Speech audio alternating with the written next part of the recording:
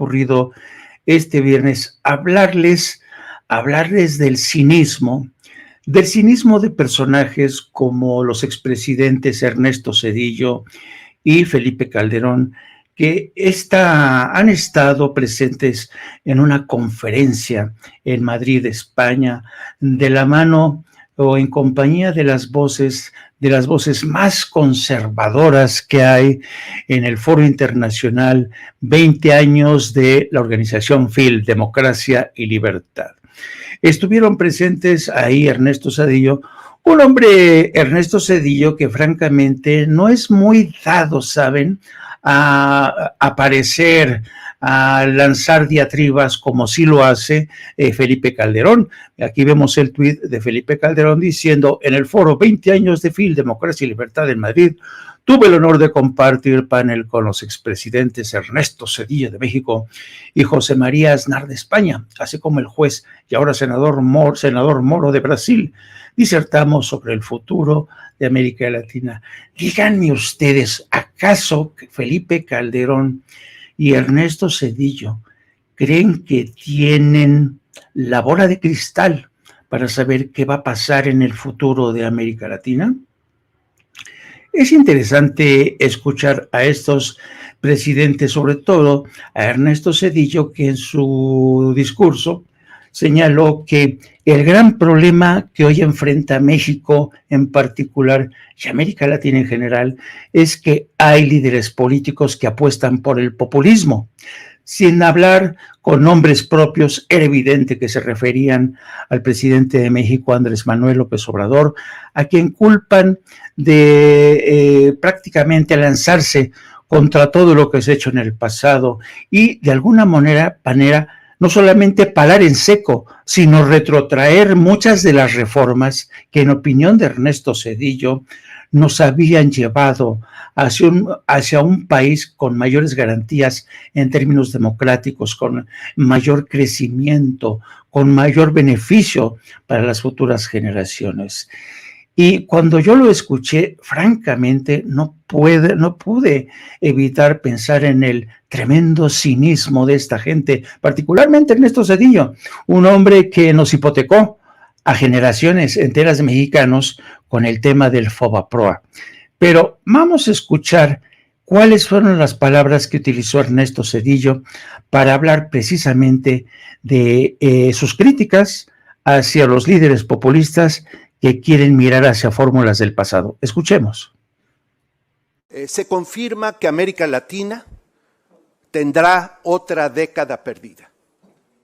Si vemos lo que ha venido pasando con nuestras economías desde el año 2015, no es difícil, y de hecho quienes se dedican a este trabajo de las proyecciones del comportamiento económico nos confirman que para el 2025 no hay manera de evitar de que se declare que entre el 2015 y el 2025 el crecimiento, si acaso, de América Latina fue un crecimiento mediocre y que en esa década habrá habido un retroceso en los avances de reducción de la pobreza y reducción de la desigualdad en nuestra región.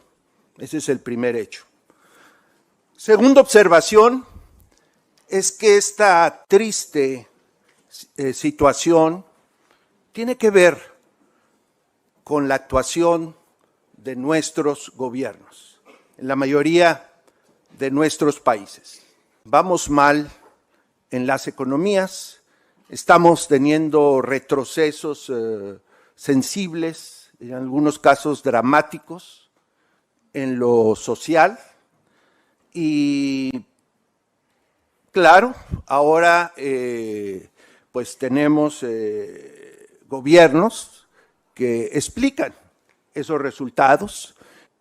Lo que estamos viendo pues son muchos gobiernos donde los liderazgos han surgido como en los populismos clásicos, prometiendo que el maná caerá del cielo, fórmulas mágicas para resolver nuestros problemas y culpar siempre a los otros a los otros puede ser el pasado, los otros pueden ser los extranjeros, los otros pueden ser hasta gente de este lado del océano, y nunca se reconoce pues la responsabilidad propia para enfrentar y resolver esos problemas. Y esa es la historia del populismo. ¿Cómo ven la historia del populismo? Esos populistas que culpan a los otros de sus errores. Hemos enfrentado largo tiempo sin crecimiento. ¡Qué barbaridad!, ¿no? Yo recuerdo cuando el aún candidato a la presidencia, Enrique Peña Nieto, viajó a Washington para entrevistarse con los líderes del Fondo Monetario Internacional. ¿Saben qué les dijo? Les dijo, cuando yo llegue a la presidencia de México, vamos a crecer a un 7%. ¿Saben cuándo lo cumplió? Nunca, nunca. Tampoco los gobiernos que les habían antecedido. El crecimiento se había estancado desde entonces. Pero hagamos de lado eso.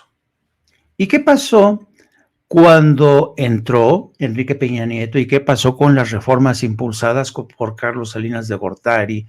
Que nos prometían que ahora sí que íbamos a crecer, nos prometían que la riqueza iba a permear de arriba hacia abajo, a gotear, pero lo cierto es que nunca goteó y que la pobreza solo creció. ¿Y saben qué? Yo creo que el señor Ernesto Zedillo o es un mentiroso absoluto o tiene muy flaca memoria. Porque hasta donde yo recuerdo, señor Zedillo, hasta antes de las elecciones del 2018, acuérdese, había protestas en toda América Latina por la carestía de la vida. Había un cabreo monumental en las calles de América Latina y en México también. ¿Por qué la gente en 2018 le dio su voto a Andrés Manuel López Obrador? La respuesta es fácil. Estaban hartos de la corrupción, hartos de la concentración grotesca de la riqueza. Y precisamente, no solamente desde el 2018, fíjese usted lo que en el 2021 ya decía el Latinbarómetro, uno de los mejores reportes y un diagnóstico brutal, el que decía Latinbarómetro. Escuche usted, señor Zedillo. Una ola recorre América Latina, consecuencia del egoísmo de las élites. Es la ola de la escasez de mayorías. En este último ciclo electoral, los nuevos presidentes se enfrentan creciente atomización de los parlamentos, aumento de movimientos y partidos nuevos, así como el fin de los viejos, es decir, crisis de partidos políticos que ya estaban prácticamente desahuciados. ¿Por qué? Porque no hacían caso del reclamo de los ciudadanos. La gobernabilidad se aleja, augurando tiempos complejos para toda la región. Es que los latinoamericanos ya no toleran los gobiernos que defienden los intereses de unos pocos, la concentración de la riqueza, la escasez de justicia, la debilidad de las garantías civiles y políticas, así como la tardanza en la construcción de garantías sociales.